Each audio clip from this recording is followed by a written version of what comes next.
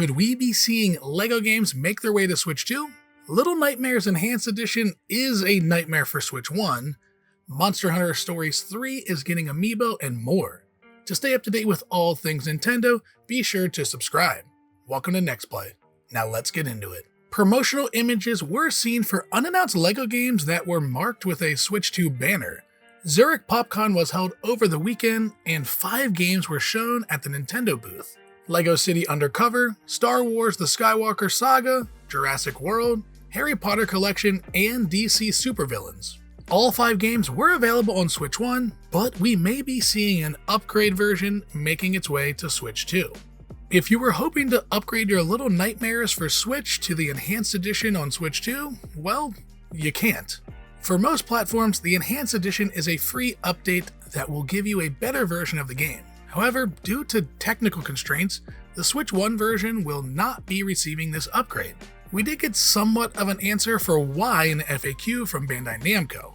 Due to technical constraints, owners of Nintendo Switch consoles and Little Nightmares won't be able to get access to Little Nightmares Enhanced Edition. They will need to buy again the game on Nintendo Switch 2. As a reminder, Little Nightmares Enhanced Edition is only playable on Nintendo Switch 2 and not Nintendo Switch.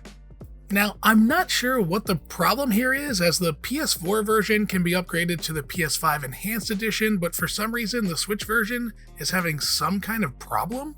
I'm not sure if it's just because they kind of feel like Nintendo owners will just throw out money because we're used to getting screwed when it comes to prices and things like that. It is very strange. I don't know if it has something to do with how the game is actually saved on the system or the cartridge, but very weird that these older versions, PS4 and Xbox One versions, can get the upgrade, but the Switch version can't. This may be a bit of a bummer for some players, but the game comes out the same day as Little Nightmares 3, so I'll be playing the newer game instead of the first game. The Switch 2 version of Dynasty Warriors Origins will be running at a stable 30 frames per second instead of a 60 frames per second. Omega Force claims the game could run at 60, but the armies would have to scale down, and the big draw of Origins is the massive number of soldiers on screen. This information came in an interview from Famitsu and Dynasty Warriors Origins producer, who had this to say on the matter. The Switch 2 version will be fixed to 30 frames per second, and we are developing it with a priority on stable operations. It's good hardware, and if we reduce the number of soldiers to about the same amount as prior Warrior Series entries, we could have gotten it running at 60 frames per second. Since this game will show a few thousands of characters, I think it would be better if you can play here with a stable 30 frames per second. I'm not a big frame snob, so for me this doesn't bother me too much. I'd rather have a game that runs at a stable frame rate without sacrificing the original vision of the game. So if in order for us to get the massive armies the game has, I'll gladly take a stable 30 over smaller armies at 60. This sort of reminds me of the Wii version of Dead Rising. Sure, we got Dead Rising on the Wii, but the amount of zombies we got versus the 360 version made it less of a game and totally forgettable. No one talks about it.